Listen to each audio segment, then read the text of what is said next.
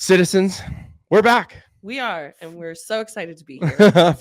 for week 3. We haven't gotten canceled yet. Nope. We've come close. There have been some bumps in the road, but we're still here, and that's what matters. Oh, And yeah. I'm very grateful to still be here. So we are here, and as we mentioned, every single week until they kick us out of here. We are in the Oodle Noodle Studios, Marta Loop, the FlamesNation offices, the studios, whatever you want to call it. Same building as Boomer and Pinder, the Tower Chrysler Studios over there, but we are in the Oodle Noodle Studios. Check them out, 17th Avenue and 12th Street. Jay and Sunny, go say hello. So thank you, Oodle Noodle, for setting us up in the studios. We're back for another week, and this is going to drop on Tuesday morning, but it's family day today. Yeah. We're right in the middle. There's a Flames game going on right now. They're getting their asses kicked by the Philadelphia Flyers. So we're like keeping an eye on it. Okay, yeah, we've been the comeback kid a time or two. Yeah, I'm not. I was at a Flyers game a couple years ago. We were down pretty late, and we ended up tying it with like 10 seconds left. So I know, it's a different team though. So you never know. We'll also, see. I will say that considering that we're in the Oodle Noodle Studios, we had a tweet that came in the other day from somebody who said that because they heard about Oodle Noodle from the show, they went to yes, that's right. Went and had some noodle goodness. They had a good experience. Yeah. So that makes us very, very happy. So if you're listening and we say something on the show and you actually try it out, let me know. That's a win. That's a win for us. Yeah. Whether it's a sponsor or like I tell you to I don't know, try a new pickup line on a girl, like tell me how effective it is. Yeah, there you go. I know Jay will be happy to hear that one for sure, because it's a brand new store down there on 17th Ave. I've been twice now. Super good people, and they're good supporters. Not only FlamesNation, the actual Nation network itself. Oh, so for sure. That's good. But like I said, we're diving into new week. It's family day here. We got the Flames game going on. Busy week for us at FlamesNation. Not going to reveal too much about what's going on. If you guys are listening to this tomorrow, you're going to understand that there's something big coming. So stay tuned. We can't say anything because it's Monday yet, but like we're going into it. The Flame season right now. Like I watched the game on Saturday night. You did the anthem on was it Thursday and Saturday? Yeah. I've been at the Dome every single day. Right, Wranglers week, so too, right? It's all a blur for me. Yeah. I'm like an anthem every single day. But no, it's been good. That overtime win for the Wranglers. Yeah, that's right. Had an overtime win for the Flames. We did, yeah, that's right. I keep thinking back because I did the last Afterburner as the producer, and that was on Thursday against the Red Wings, and it was not pretty. So the one thing that I will say about Afterburner and Barnburner, anything with FlamesNation, is I don't want this to happen, but anytime the Flames do bad, they like shit the bed or they're just terrible, our views just go right up. Well, okay. Yeah. We had this conversation before too. And the whole point of, it's different to music and, TV and film. Mm-hmm. This is highly competitive. There is a score directly associated. So regardless of if it's a win or a lose, there's going to be conversation had. Right. And my boss said something to me the other day at the Flames. He goes, if we are not sparking conversation with people, regardless of win or lose or whatever, something's wrong. So you know what? I'm going to be a Flames fan till I die. Me too. So it just means that we got to hold on and support our boys as best as we can. We do. All I'm saying is I don't hope that they have bad losses, bad outcomes, but I just do know that I'm like, oh, this barn burner is going to be good, or this afterburner is going to be good, because they just vent and they tee off. And when it's just a bunch of good things to say, a lot of people don't like to tune in. So I'm hoping that they do pull through here, but the thing about these shows is that they're just as, as much as they are our shows and for like Boomer and Pinder and stuff, they're your shows too. Right. And we want to be able to spark conversation, and, those debates are sometimes healthy debates. They are. But let's keep it civil, guys. Right? Like, that's fair. Yeah. I can't speak for anybody else, but yeah. Well, if you're listening to this will be on a Tuesday. I will tee it up that we will have Afterburner, I believe, Wednesday, Thursday. I believe the Flames are going back to back this week on the road. They're late games too, so they'll get some good Afterburner action on that this week. Barnburner's back this week too. It's Monday. They took the day off today. Family day. Understood. I mean, you and I, our schedules are just so intense and insane that this is the only time that it did end up working for us. So we're hanging with the FlamesNation Citizens family today. Yeah, we were. While the Wolverine was here, he was kicking around a little bit here, but the phone kept buzzing, so he took off and just kind of left us hanging. He was here to produce once, but I don't know if that's going to be a thing with how busy he is. But we'll see how it goes. But we're just, like we said, we're just really grateful to be here. And I am grateful to do a deep dive into the life and times of Printzy today. Yeah. You nervous? Not really, no. I've done this a lot. Like this is just being a part of the FlamesNation, being a part of Missin Curfew. I've done a lot of podcasts before where people want to know my background, and tell me you haven't heard the full story, a lot of full stories yet, and I can tell you're gonna be blown away at some stuff. I'm gonna be blown away. Yeah, oh yeah. You promise? I do promise. Okay, yeah, fine. I have some unique stories about where I've gotten to stuff. But I mean, before we get into some Saddledome stories like we did last week, I did want to ask you about your Anthem experience this week. Yeah, because you were pretty vocal on social media and doing the Anthem on Thursday and then again on Saturday. Just tell me, like, what? So, I mean, my job as an Anthem singer for an NHL hockey team is to be consistent, and it's to be on, and it's to do, it's to do a good job. And I got off the ice on Thursday, and I was really excited for that game, and I wanted it to be good because we had come back home, and I'd been doing a lot of Wranglers games, and I was like, well, this one's going to be televised. My friends are watching, my family's watching, and I was feeling good going into it, but something got caught in my throat, and I was standing out there, and I knew that, like, there's nothing that could have been done about it. There's only so much warming up and, practicing and being ready that a person can do. But I walked off the ice and I just felt like it wasn't my best performance. And that's really shitty. I understand. Yeah. It's a shitty feeling because you do the best that you can, but sometimes, like, your body or whatever, whether you're an athlete or a musician or even at work, sometimes shit just doesn't work out the way you planned. And I got off the ice and I went back into our change room, and I just had like a little moment to myself, and I was having a bit of a pity party, and I tweeted right away because I was like, somebody's going to say something. Knowing how people react online to, anything to do with sports and entertainment, somebody might have something to say. So I felt like I wanted to get ahead of it and just say, like, next time I'm gonna get him, like, it'll be fine. But the overall reaction from people when I posted about it was incredibly positive and encouraging. So thank you, everybody. Thank you. I appreciate it. And I think that it just goes to show that, like, we're all humans, and it, sometimes cylinders just don't fire correctly, and shit happens. So thank you for giving me grace. Thank you for giving us grace with this show. And I think we need to sometimes give our players a little bit more grace.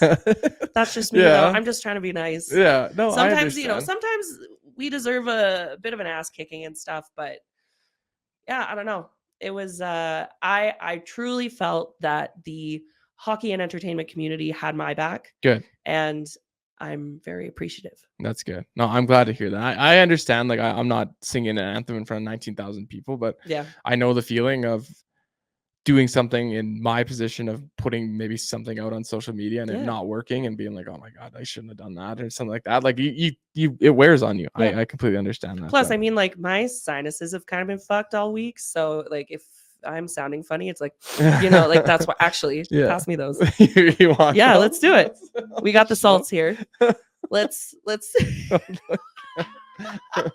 this might be deadly. I don't want, like, the mic to peak or anything. Oh, I'm scared. Okay, sinuses are clear now. We're ready to go. Wow, you took it better than Pinder did. He took it like a bitch.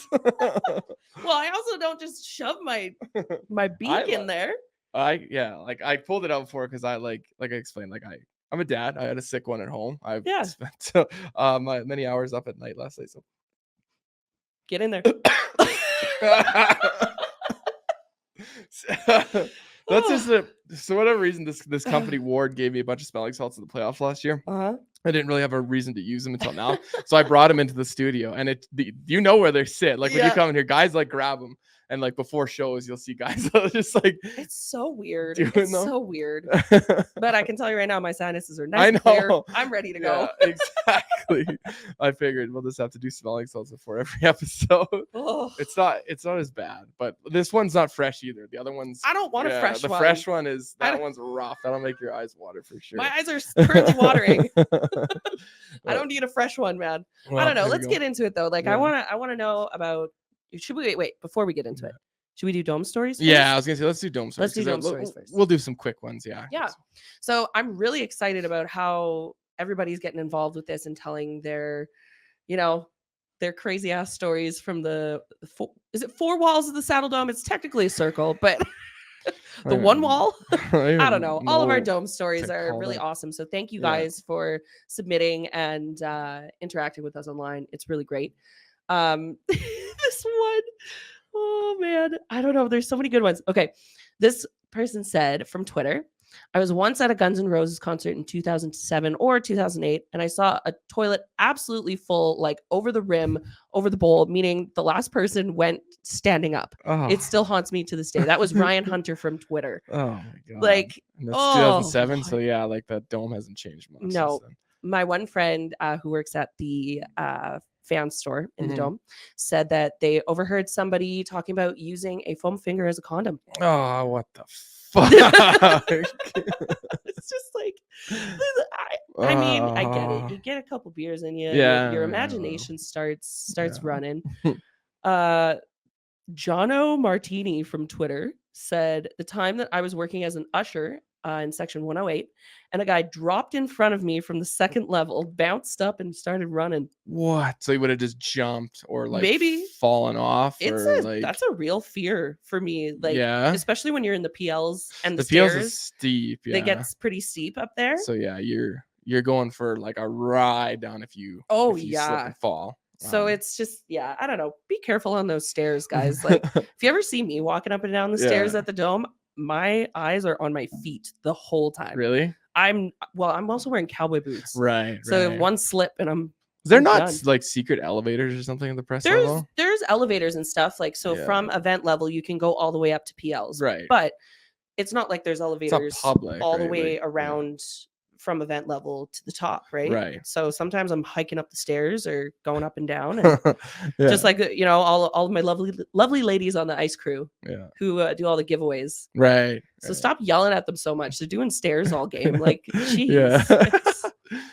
Oh man, let me see if I got one more here. Oh, Natalie from Twitter says I watched a couple break up at the Chinook Classic. Like a couple just broke up and fought. Like probably you get a bunch of university students all hot and bothered in the dome. Something's gonna happen. Right. I've seen that at like Roughnecks games and stuff. I think it's really a different crowd. Well, different crowd. Maybe. I went to my first Roughnecks game. Oh really? This year? Oh really? My first Roughnecks game ever. Ever. Okay. I'd never seen a lacrosse game. Period. It's fun. It's a whole different atmosphere. It is, yeah. It's completely different. The music, I didn't know there was a freaking dance or anything. Like I was like, this is so cool. Yeah, they've adapted that clutch goal song for many years. They've had that. Like I used to go to a ton of Roughnecks. It used to be a season ticket holder before COVID. And, no, it's awesome. It's really affordable. It's the team's really good. Like it's a good game. It's like it's really fast paced, and I enjoyed that too, because me as a first time lacrosse game attendee, I was like, okay, I don't have to wait like a period and a half for something to happen. Right? Yeah, it's always go. So no, it was a great time. So shout out to Jason Tate and the gang who took me to the game. Yeah. And you may see me at many more. There you go. Yeah. All right, man, let's get into it. Oh, excuse me. Let's get into it. I want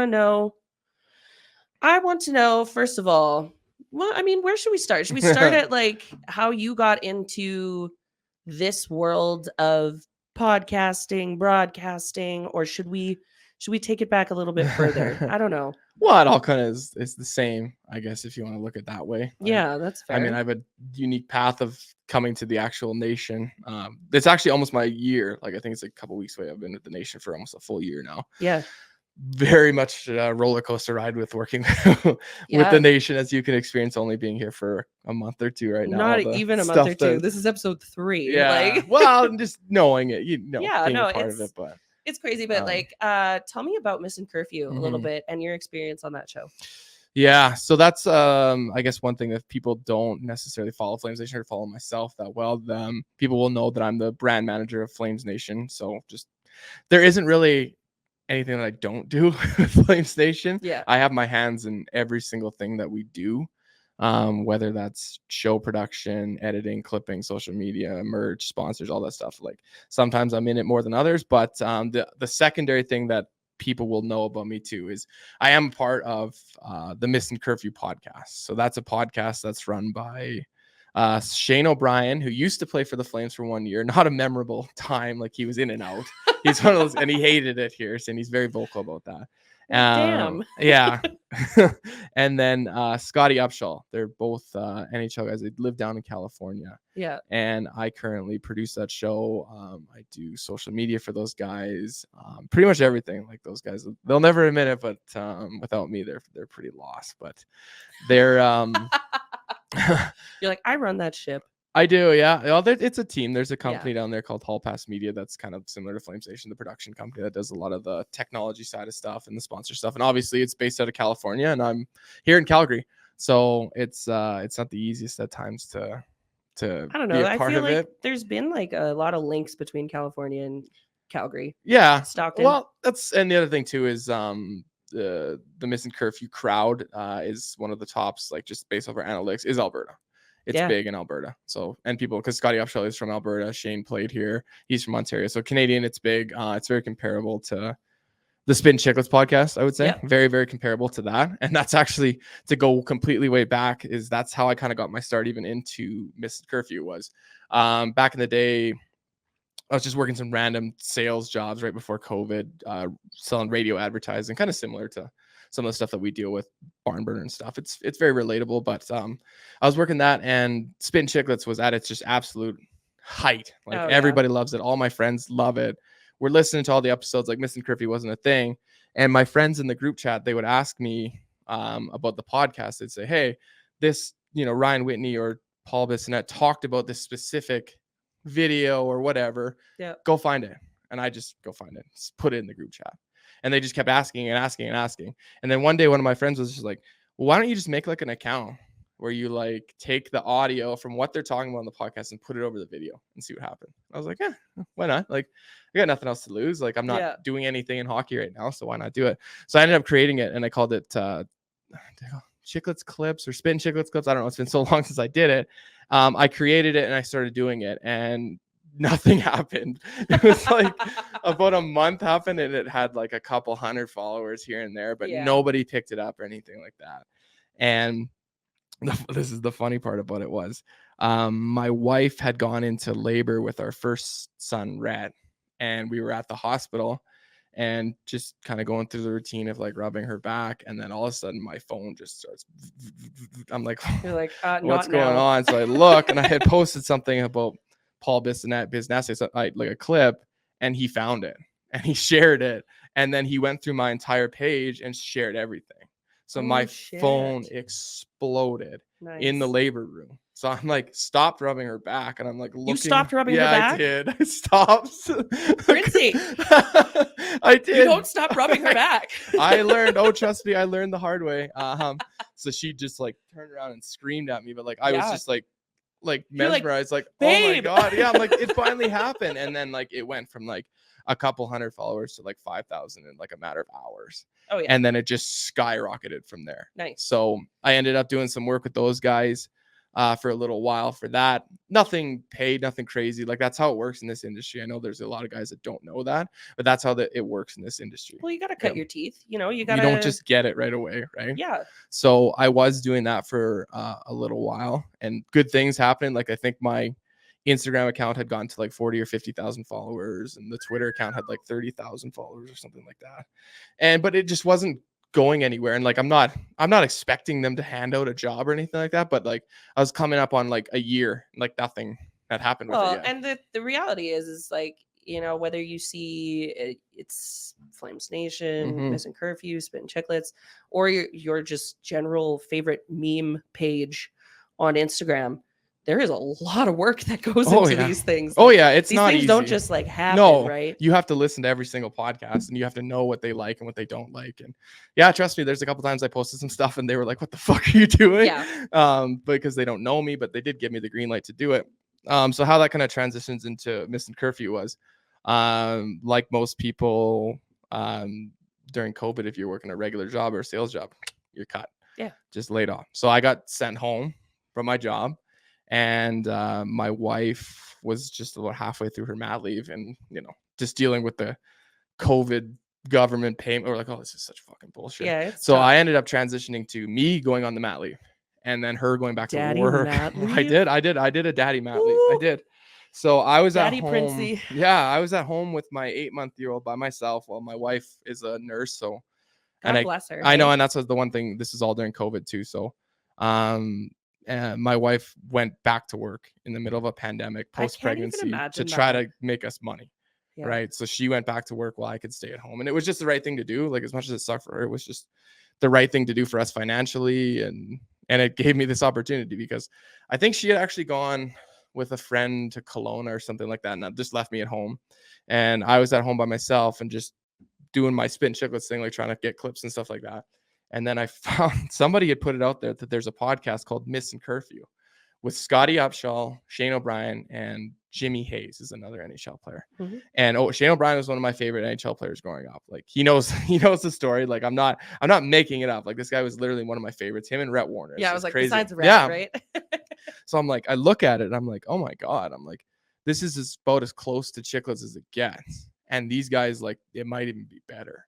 So I started listening to like 4 or 5 of their episodes and I was just hooked. And then I was like, wow, I mean, I might as well start another one, right? Like I might as well do a second page.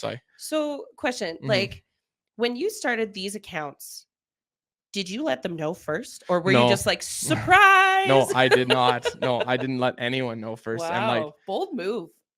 You got to try something, right? And I even like, I made an account called Curfew Clips. So I had Chiclets clips and I had Curfew clips. So, and the thing about that, I had doing the Chiclets clips thing, I went into it really blind, not knowing what to do. Yeah. I've been doing it for almost a year. So I'm like, I know exactly what to do right now. There's a formula. So I listened to 5 episodes. I clipped as many clips as I could. And I created the account and then just put out all these clips. Did it blow up similar? So here's the funny thing is like the Chiclets guys, it took them a very long time to actually realize what it was. These guys figured it out immediately, like within days.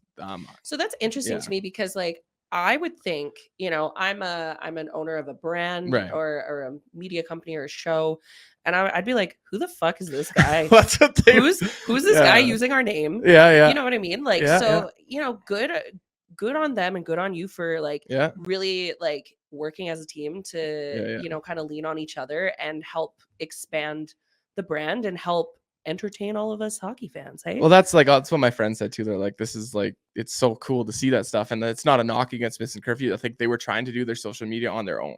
It's hard, and they just don't know it, right? So they saw this and they right away they were like, who the fuck are you? And like I explained who I was. I ended up talking to Scotty Upshaw on the phone like right away. Like he gave me his number and we talked on the phone and I explained who I was, and like he understood. He's from Alberta too, so he understands what I'm doing and understood what I was going through with COVID. And then so what they did, they're like, just keep doing what you're doing. Let's see where this goes. And it only took like a week or two, and then they called me back and they're like, okay, people are starting to think that your account is the main account. So they're following you and they're not following us. Well, there's a certain finesse about, you know, like, and it's not even a knock against anybody who is an older generation or who doesn't know a lot about the intricacies of social media. Right. But you see all of these giant shows with, you know, their amazing personalities, you know, you can bet your sweet ass that it's not them running the socials. No, I know. Because they've got to focus on the show. Yeah. And they've got a team behind them, right? So I think that that was a genius move to kind of like try to grab their attention and be like, hey, like we could do something amazing here. And now you got to work with your heroes. I know. Yeah. How did that feel? It was like that's what a lot of people ask me now. Like I was very nervous and like I'd never dealt with it before. Like we get guys that even with barn burner that come through the doors, NHL players, and then like even like some of the guys like the Tamman was kind of like nervous, and I'm like, this is just normal for me. Like I'm not like, hey, look cool, look at me, but like no, it's just normal. It's like normal for Printzy, but it wasn't normal. It wasn't normal 2 years ago or 3 years ago when I was doing this. It was very nerve wracking. Like I didn't know what to say with these guys, and they put me in like a group chat, and I'm like, what do I say to these NHL players? Like they don't even know who I am. Like they don't. And they did the right thing, and they put me on. They actually put me as a guest on one of the podcasts right away, so that they could understand my story and see me and all that stuff. Because the worst part about it was all during COVID. Yeah. I couldn't go to California and see them. Like there's no way. Would have been lovely, but yeah, it would have been great. So I did it for like almost a whole year before they lifted restrictions or anything like that. So I never even got to meet them. Like we'd have Zoom meetings and but for the most part they were just, you know, faces on a screen. Yeah, right? oh yeah, and they're guys that I followed like my whole life. Like I grew up watching them. Like Scotty Upshall played for the Team Canada World Juniors like when I was 10. So I was watching him, and like I said, Shane O'Brien, you know, I grew up watching him, you know, when he was a Canuck and a Flame and all that kind of stuff. So I knew who they were, and like to get everything off the ground, like even before I started the account, like I went through and I found all of their highlights. I found all their goals. I found all their hits, all their fights, all these cool pictures. I was just loaded up. How's that game going there? Oh, Rhett's texting me about Afterburn. So I was like, fuck off, Rhett. You're like, we'll get to it. I'll get to Jesus. it right now. You can see I was like, I thought it says Rhett Warner. I gotta stop and look what I'm doing. I understand. But yeah, so like I said, I did that for a while, and you know, like I said, look, we talked about it before. In this industry, like your industry, like my industry, doesn't matter. Like nothing's ever handed out to you. Like they didn't give me anything right away. Like I had to work for it, like really, really work hard for it. Well, you were working for free. Yeah. So yeah. Oh yeah. But in doing that, you made a name for yourself, and you proved that like you proved your worth and your value. Oh, and now you get to work with your heroes, which is so awesome. Oh no, it's so cool. And I got to do a lot of really cool things with them. Actually, the funny thing is they did a live show one time at the Kentucky Derby, and obviously I couldn't be there. It was still during COVID, so I'm just like producing it from at home. And like my wife actually went into labor with our second during the live stream. So like I'll have to show you the video after. There's a video of them on the live stream. I like frantically call on the producers. I'm like, I have to go. Like there's nothing I can do. I can't make clips for you guys. There's nothing. And then you can hear them on the other end. They're like, Printzy's wife just went into labor. And then like Scotty Upshall on air asks for the Instagram password. And they're like, I'm like, whoa, I'm like, no. Like, luckily they didn't give it out. So so I had my second born during that time. They just let me do a lot of really cool things on Instagram and social media, and let me have a lot of fun with it. Like I would say the coolest thing that I did was when they did the Olympics was last year, the Olympics, where the NHL players didn't get to go, right? Yeah. So everyone's all pissed off, and there was like some names that were getting thrown out there as a roster, and like the idea came to me to like take like a TSN graphic from last year and Photoshop it and change the names to like, I put like Scotty Upshall on there, I put Shane O'Brien, I put all their friends that they used to play with, but then I mixed in players that I knew were going to be on the roster. And I put it out there the next morning, and I put breaking from TSN. You're such a shit disturber. Just wait till you see the post. I think it got like 5 million views in like an hour. People thought it was real. Mr. Fake News over here. Oh, I know. Like like my phone, I've never seen my phone ever explode like that. Like it made news. Major high up news stations were retweeting it.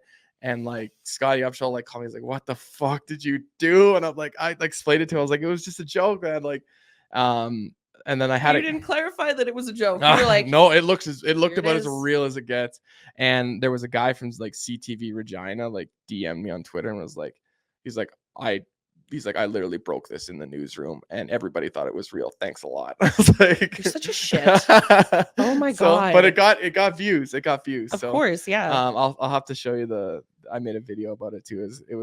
But I just get to do a lot of cool things like that. And you know, the one thing that I will say, I've gone through a lot with these guys, like more than probably anybody could imagine. Yeah. With these guys. So I did mention before that it was Scotty Upshall, Shane O'Brien, and then the third member, Jimmy Hayes, was on the podcast. So in August of 2021, Jimmy Hayes passed away. Yeah. I don't know if you knew that.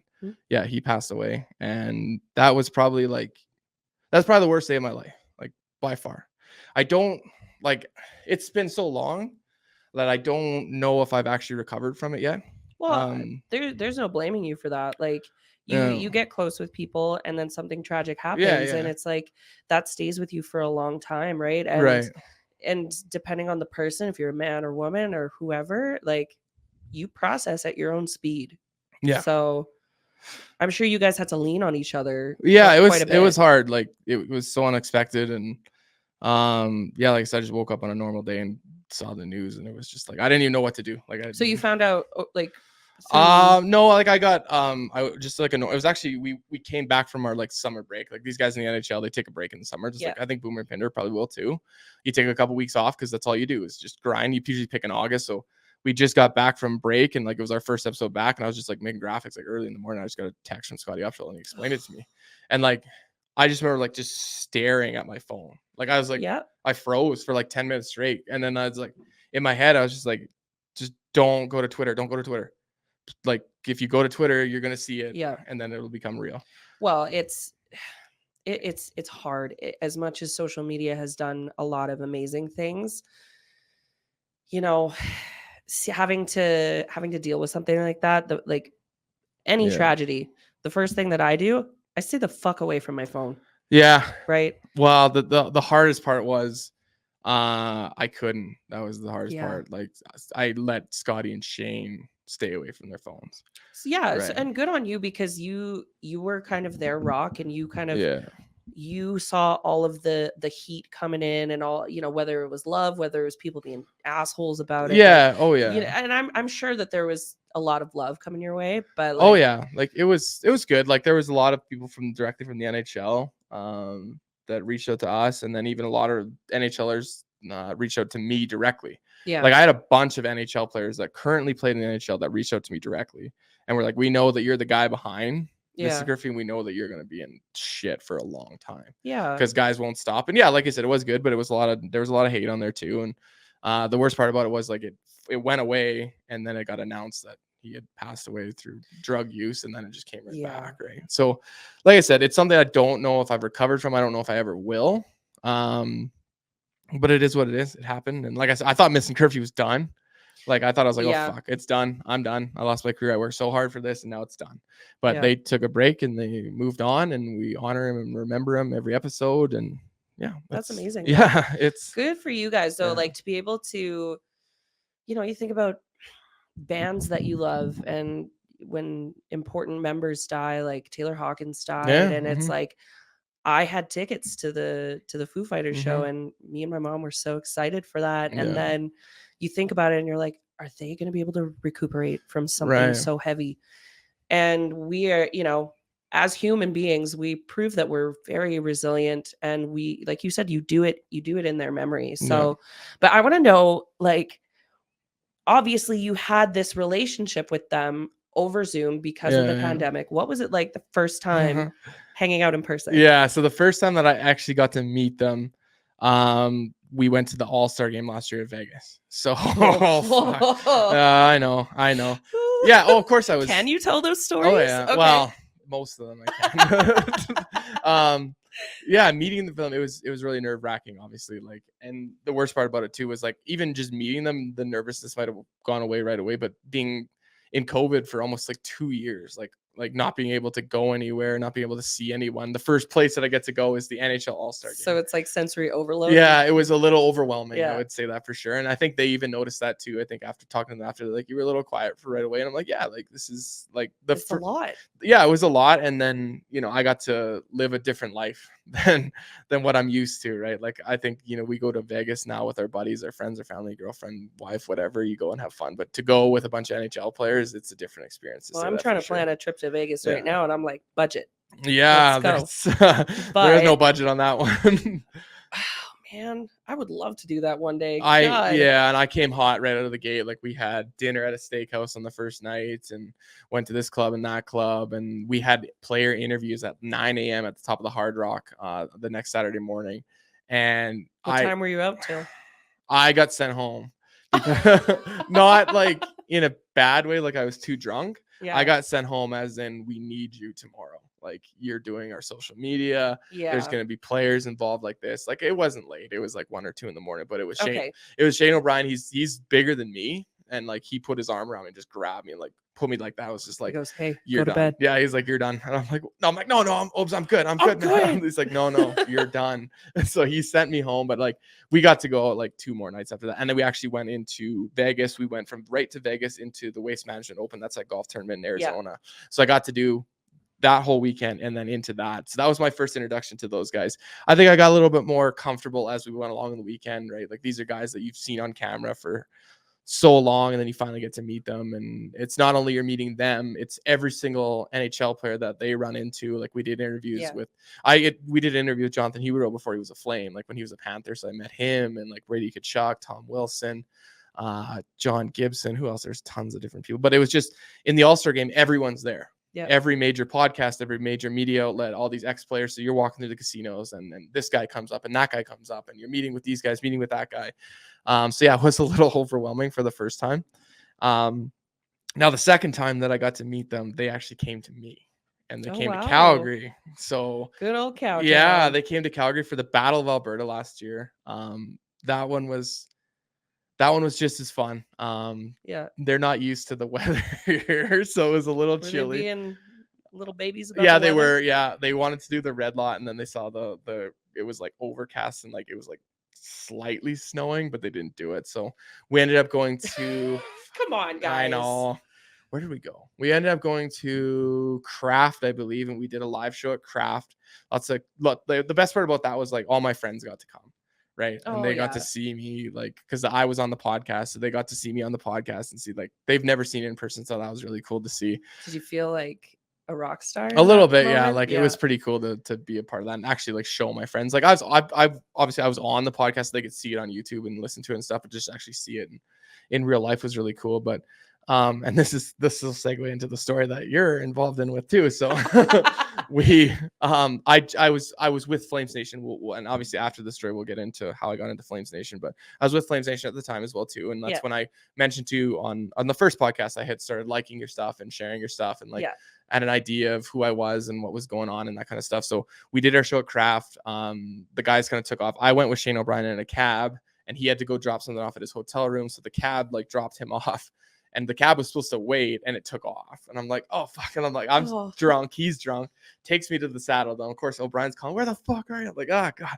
So I get to the bottom of the Saddledome, like the media entrance. Yeah. I'm sure that's where you go. Is that where you go in? I go in where the players go in. Yeah, so that's exactly, yeah. So the back of the Saddledome there, because that's where I guess where we had to get our tickets. Again, another story down the road. I was given a press pass. I don't know why I got a press pass, and everybody else got tickets, and I got a press pass. So we're down there, and like I'm half cut because we just spent a couple hours at Craft. I'm, like, I know. And there's I remember that night. People like walking around, like I'm just like trying to like stay calm. And like one of the guys from the Hall Pass Media Company like pokes his head in the door, just trying to find where we need to go. And he's like, "Oh, Printzy, come in here." And we go in the room, and there's chicks everywhere, and there's little kids running around everywhere, and like it just didn't clue into me that I ended up in the wives' lounge until because a girl came and she's like, "Who are you?" And I'm like, I explained, I'm like, "Oh, I'm Printzy from Missin Curfew." "Oh, I know Missin Curfew. I love Missin Curfew. Here, have a beer." And then I like turn around. She like turns around, and she's wearing like a varsity jacket, like red and the white sleeves. And it says Toffoli on the back. Oh yeah. And then I look, and there's another one says Markstrom, and another one says Lindholm. And you're like, wait a minute. I'm like, I'm in the fucking wives' lounge. Like, how did this happen? It's a nice place to be. It is, yeah. Very nice of them to not kick me out and give me a beer and this and that. So we come out. I'm just kind of standing there waiting. It's getting close to anthem time.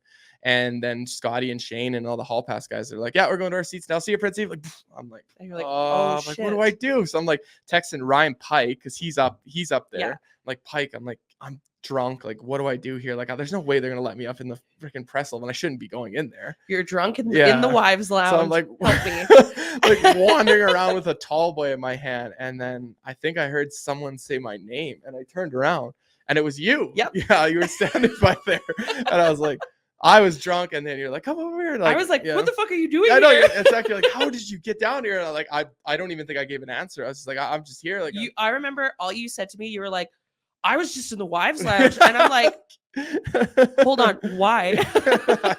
I was like, the first thing I had to celebrate about was I was in the wives lounge. So this was game 2 for Calgary Edmonton.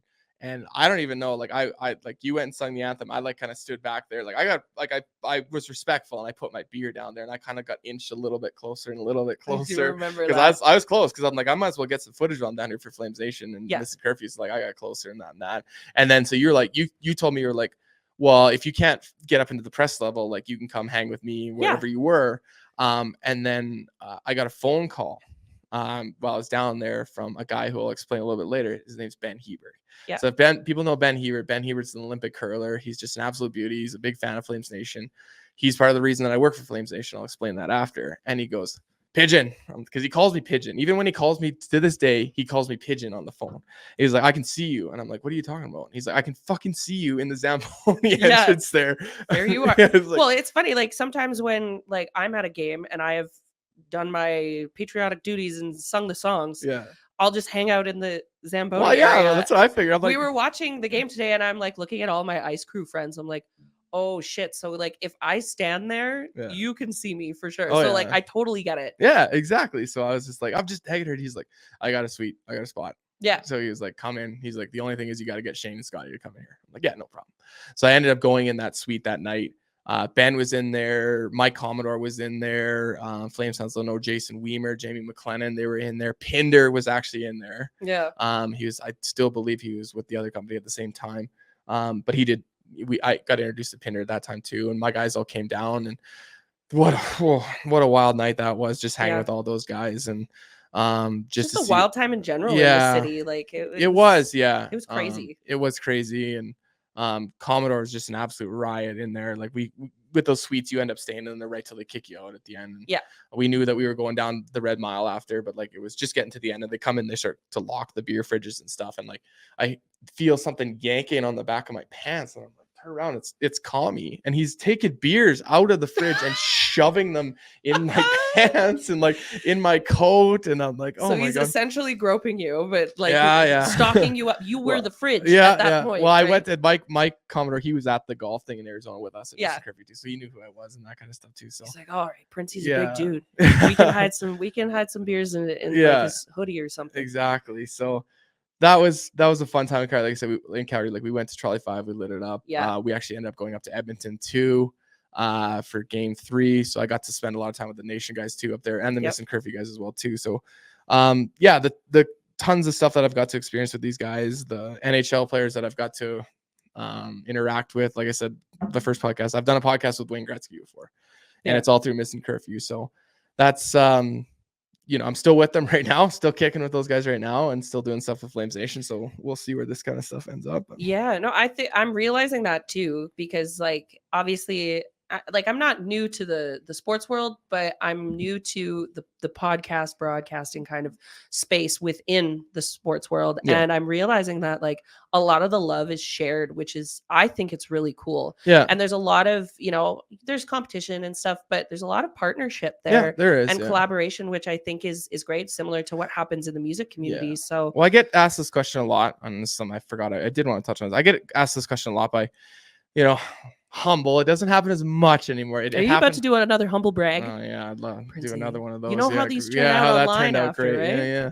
But when I was on the Missin Curfew podcast as a co-host, I'd go to Canadian Tire on a Saturday morning, and I'd be walking down an aisle, and some guy would peek his head around and be like, "Hey, Printzy, what's up, man? Hey." Well, you're a big dude. You're kind of like hard to miss. And I'm like, I'm always branded, as you can see on here. Like I'm either wearing FlamesNation stuff or I'm wearing Missin Curfew, so it's not hard to pick it out of a crowd. Like shout out to Brennan Parker from the Flames. He took me to a Flames game one time. Yeah. And it was right at the height of like me getting going at Missin Curfew. It was a preseason game against the Kraken. Yeah. And the Missin Curfew colors are the Kraken colors, and we have a jersey, a Missin Curfew jersey, so I wore it.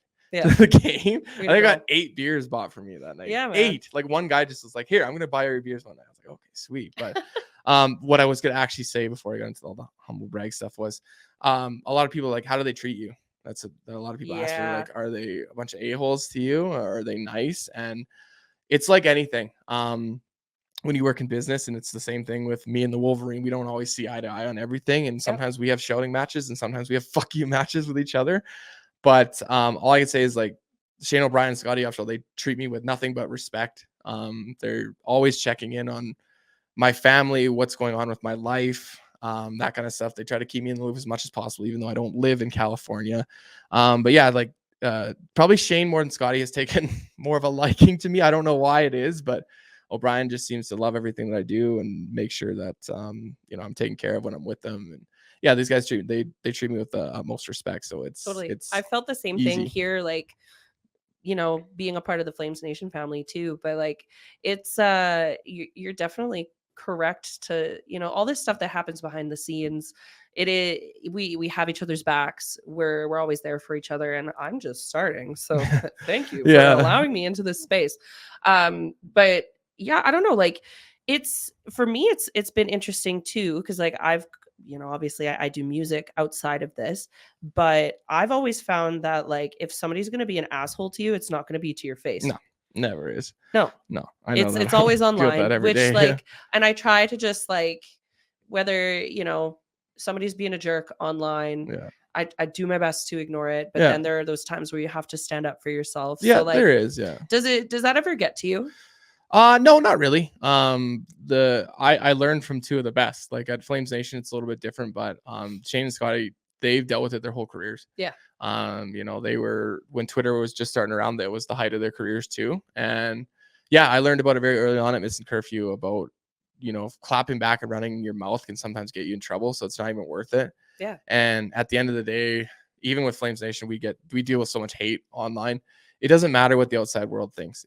To me, it matters what and we call them coworkers, but we treat it differently here. What my teammates think of me. Yeah. I don't care what's random Flames Boy 197 with a profile picture of a blurry Matthew Tkachuk thinks of me.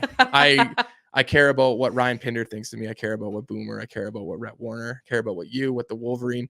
I care about what our sponsors think of me, about Surge at Tower Chrysler and all these other great sponsors that we have. I care about what my bosses think of me, Jay and Bag Milk and all these guys. Like Sutter said it perfectly about the Alan Walsh tweet thing about social media. That doesn't enter our locker room. Yeah. And it's the exact same thing with FlamesNation. Like people must think that we see all this stuff online and we're talking about it 24/7. No, we don't give a fuck. Like, no. And it's like, obviously we see it, it's there, but it's not new. And the reality of doing anything publicly is that people will have opinions. Yeah.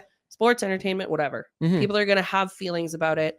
And some people will be the type that if they don't like it, they ignore it and move on with their lives. And other people feel the need to, I don't know, get into it, whether their motivation is, you know, selfish or they want attention or they're just, I don't know, incredibly passionate. Beats me. But I think that like I'm learning a lot from you too. Sure. Because sometimes I take things so personally, right? Like I love what I do, and I love how this job in entertainment has shaped who I am as a person and directed my life. But I'm always super aware of what's going on, and most of the time I can brush it off. But I really admire you for just being like, fuck, if you know, in terms of anthem stuff, it's like if they're not on the blue line and they haven't seen as much ice time as you have, they got nothing to fucking say. Exactly. I mean, you're right. No one's ever gonna say this. No one's gonna walk up to me and say it to me at the grocery store. Like, it doesn't matter what we think or what other people think. And totally, you're gonna learn that. But like I said, I learned from two of the best. They taught me right away that you are gonna deal with a lot of hate. Regardless, like it's not much with Missin Curfew, to be perfectly honest. It's more with FlamesNation, but totally. But yeah, I guess the other thing to sort of transition into as we near the end of our Flames game here too is you're thinking, you work a full-time job at Missin Curfew. We also work a full-time job at FlamesNation. Like, man, you know, we're both, you and me, we know what the grind is like. We know what the hustle is like, and you know, it's just one of those things. It's like we talked about it before. The proof is in the pudding. You put in the work, you will see results, right? It might not be right away, just like you saying, like you had to do it for free for a while, but long time, you know, you're a walking, talking example of like the work pays off. Right. But I also know about you Mhm. is that you're kind of like an encyclopedia of hockey Yeah. facts. Oh yeah. Is it hockey facts or just Flames facts? Hockey facts? Like that's because I Hockey live in the facts. two different worlds. True. Of Flames Nation is Flames, and Missin Curfew is the entire hockey world. Yeah. So Okay, I want to try wanna and test try? you because Yeah. I will admit right now that also I love how we're recording this and currently watching this tied game. This Is it tied now? It's tied. It's 3-3. Oh, great. Woo, spicy.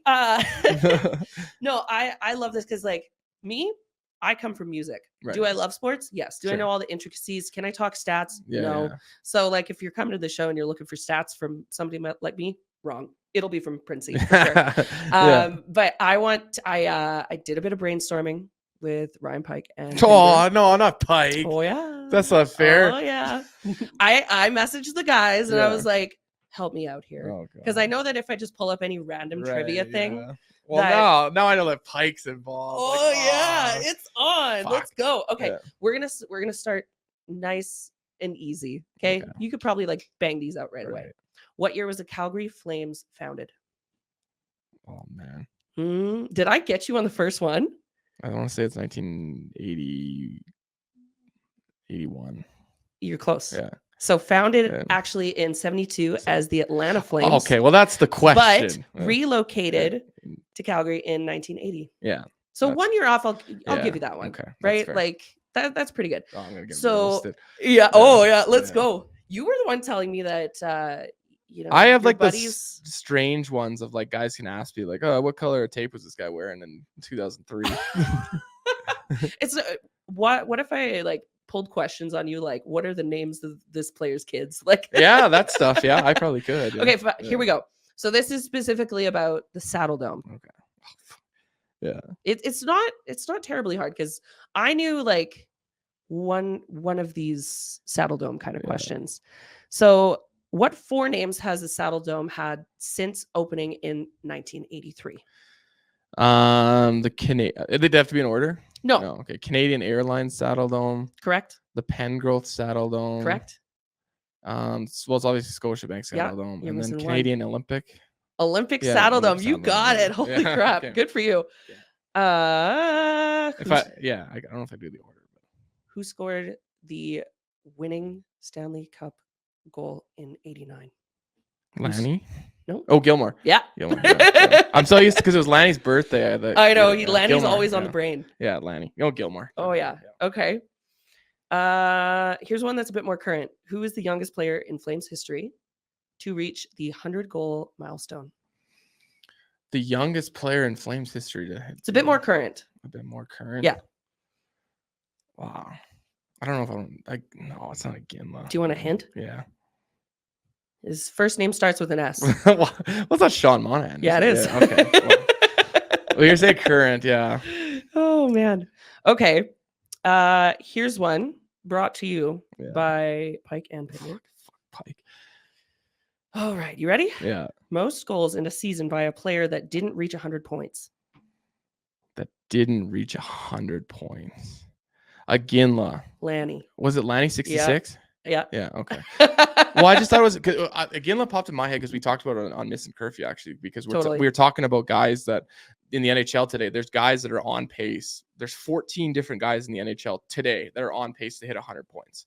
So when a Ginla won the scoring race one year, I think he didn't even have 100 points.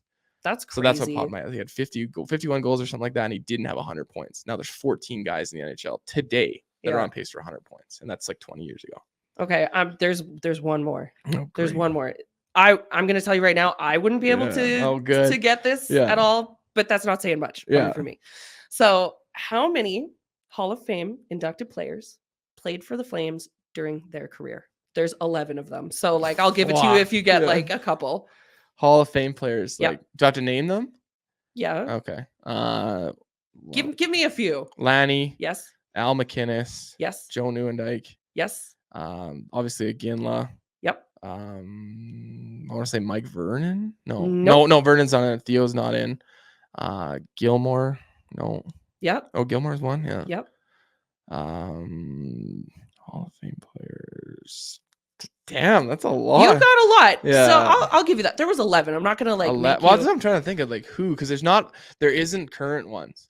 No. That like Aginla's the most current one. Yeah, I think so. Like McInnes was kind of in there.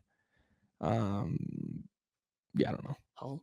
Brett Hull? Yeah. Oh, I guess you're mentioning Flames players. Yep. So even though he only played for the Flames for St. 1 year. Yeah. No, you got a good portion of them. Okay. They might beat the shit out of you online, Oh, but yeah. I'm not gonna do it. Well, we already talked about it. It doesn't fucking matter. Hey, you were the one. Yeah. You were the one talking, saying that you're an encyclopedia of hockey facts. So right, but then as soon as I heard the name Ryan Pike, I was like, "Fuck." I wasn't gonna go into this just raw dogging it. Yeah. I'm gonna have help. I know. You did good. Yeah. Round of applause. Not for bad. you. Like passable, but not Passable. great. You did it. Yeah. Coming from somebody who wouldn't be able to answer any of these questions, admittedly, you're still the GOAT. Okay. So we got Flames game's almost over. Oh yeah. Let's see. Yeah, they're down now. Oh come on. 4-3. Yeah, I know. Yeah. No, I know. Oh boy. Yeah. No, it's crazy. So I think that I don't know. I love hearing about your journey. Well, I want to say with all this. one last thing, because Okay. we're almost gonna have to turn this into a 2-parter, because I have had a lot of people ask me this behind the scenes story of Boomer and Pinder. Yeah. Of how they came to FlamesNation, what happened there, that kind of stuff. That's too long to get into right now. So I think the cliffhanger that we leave it off as is, again, what I mentioned before. I got 2 full-time jobs. Like, yeah, how the hell did I get from FlamesNation to here? So, or sorry, from Missin Curfew to FlamesNation. So the long short of it was would have been last, because I'm also my year mark with FlamesNation, and this is something that we kind of relate a little bit to. I know we talked about the hard decisions with Johnny and this and that, and last March, or what it was, right after the All-Star game, my Missin Curfew contract that they had given me came to an end, and we didn't see eye to eye on what we needed to do to go forward, what it looked like, and we just couldn't figure it out. So we took a break, a little bit of a break, and not like you're done in terms of this and that. We just, let's park it, take a break. I think that's fair. So we took about a week break, and in that time, relating back to Ben Hebert, my curling friend, he apparently had DM'd me a long time ago, and I read no reply. You ghosted. I big leagued Ben Hebert, and he knows it. Don't talk to me about ghosting. Yeah, so I did. I knew who he was, but I just never got around to answering him. He did message me back in that week where I was just kind of hanging at home, and he had a podcast with former Stampeder Bo Levi Mitchell, and he just wanted to ask me some questions about the podcast world, just about how you do things with Missin Curfew, like how do you technically do this, how do you do this, how do you do that. And then we got we exchanged numbers, we talked on the phone. He asked me what I was doing. I sort of explained the situation, and then he goes, "Oh, interesting." He's like, "We're kind of looking for someone to do our show. Would you be interested?" So I kind of looked and, oh, that'd be kind of cool. Let's figure this out. So we kind of talked, and we waited a little bit, and then he got back to me and he said, "Well, we're just going to kind of put things on hold right now. We don't know what Bo's future is like. Obviously today we know that he's not in Calgary anymore." Yeah. So he said, "I got good news, I got bad news. The bad news, we're not going to do the show right away. We still want to consider you. Here's the second thing. I was talking to this guy at the Nation Network named Jay, and he really wants to talk to you." I'm like, okay. So he got me in touch with Jay, and Jay and I talked on the phone for an hour or two or whatever it was about FlamesNation and all that. And he presented me with a good opportunity. Yeah. So I ended up going back to the Missin Curfew guys, explain the situation, and they fully well knew that I needed something. Like, I'm not the kind of guy that, like, I did it for 2 years with them where I sat at home and had minimal interaction with human beings and didn't get out and about. We have this great studio here. We didn't have it at the time, but we have a great studio where you get to see people and faces and stuff like that. So they knew that I needed that. You needed that camaraderie. Right? And it's hard. You're a freaking country apart. Yeah, exactly. So what are you supposed to do? We worked it out, and we figured it out where I can balance both of them. And that's how I joined FlamesNation. And he'll never let me let it down ever. He thinks that I actually owe him 10% of my paycheck every month, Ben, for getting me the job.